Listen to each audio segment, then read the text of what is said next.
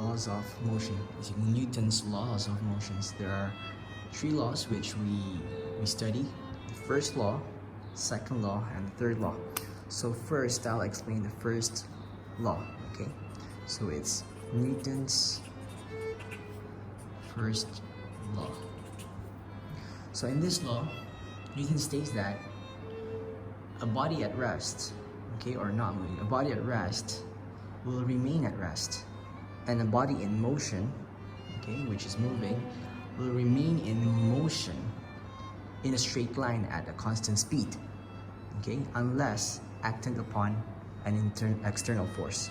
Okay, so the reason why you need to state or mention that it's traveling at a constant speed, right, in a straight line, because once you've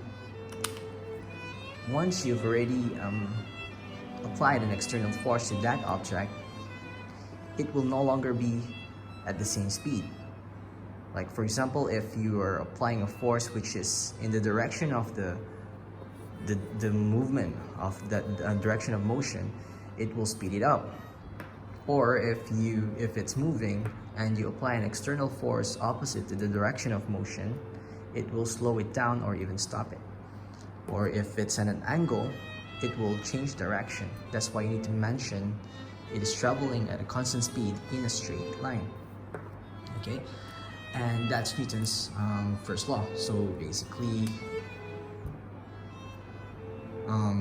the key points are that an object at rest will remain at rest, and object in motion will remain in motion in a straight line at constant speed. You really need to explain or state that, mention that in the definition of Newton's first law. Now for Newton's second law. Okay, Newton's second law. Okay. This is the law of stating that the force, okay, the resultant force is directly proportional to the rate of change of momentum. Now I'll explain one by one. Okay, here I'll just write the keywords. So there's what you call resultant force. Okay, resultant force. There's what you call rate of change. Okay, rate of change. And then you will see the word momentum. So here I will just explain one by one. Resultant force means, okay, there is an imbalance of forces. Okay, as we know, we can have just one force or two forces and so on, and they can be acting at different directions, so there will be angles involved. But just to simplify this, resultant force basically means the imbalance of forces. Like, for instance, there is a 4 Newton force going to the right, and there is a 10 Newton force going to the left. So basically that's gonna be a 6 Newton resultant force going to the left, because the 10 Newton force is obviously larger than the 4 Newton force. So that's what that is what they call resultant force. Now the rate of change, because we know that velocities are changing, directions are changing, but here if you say rate of change, in this law is the rate of change of momentum. So basically it's meaning the momentum is changing per unit time. That's why they say it's rate, which means like per second. So the momentum is basically mass times velocity. Okay, so anything that has mass and is traveling at a certain velocity, you will have momentum, right? So let's say the mass doesn't change. Okay, the mass is not changing. Let me get just one more paper here. Okay. The mass is not changing, so it's just m, right? It's just m, which is the mass. But the velocity is changing. Okay, so let's say the final velocity is v, right? Which is a final velocity. Pardon my handwriting. And u will be the initial velocity.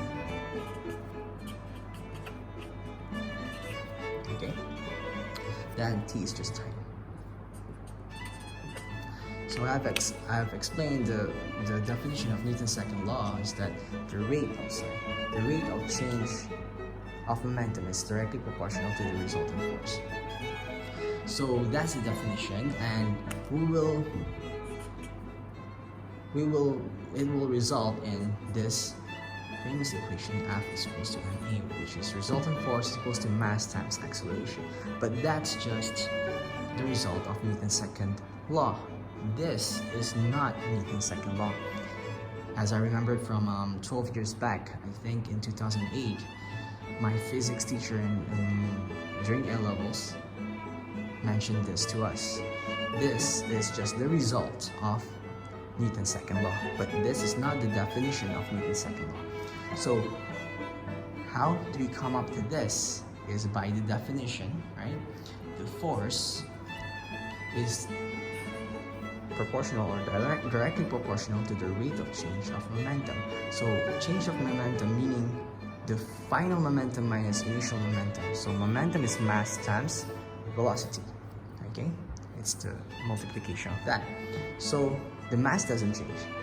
So mass times the final velocity, okay, this will be the change of momentum, minus the mass times initial velocity. Then it says the rate of change, right? So it should be per unit time, so over t. For this, to get rid of the proportionality sign, they give a constant k, okay? So F is equals to k, and this will be mv minus mu over t. Okay, so now for this, they just put k equals to 1 just to maximize the factor. Now, from there, okay, from this equation, you can use factorization, which will give you, so since k is 1, so it will just be mv minus mu, that's the change of momentum, then over t, so rate of change of momentum. Then you just factorize mass because it's basically not changing. You're talking about the same object or same one. So it will be divided by m gives v, minus this divided by m just gives u, and it's more time. Now this is basically the rate of change of velocity. Final velocity minus initial velocity over time, which will be acceleration. So acceleration is the rate of change of velocity, so it's v minus u over t. So if you substitute this into that, you will arrive at F equals to ma. So that's how it results in this formula. Now for the third law of Newton, it's just straightforward. For every action, there's an equal and opposite reaction. Okay, so Newton's third law, okay, that's 1, that's 2, and then Newton's third law, okay, Newton's third law states that for every action, there's an equal and opposite reaction. So this is basically meaning if there is an object, okay, let's say that's the ground, there's a box there. This box will not move, okay, it will not move provided that the weight, okay, is equal to the normal reaction. So it will not lift.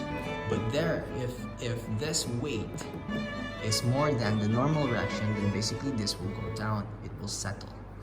And if the normal reaction is more than the weight, it will lift. Okay?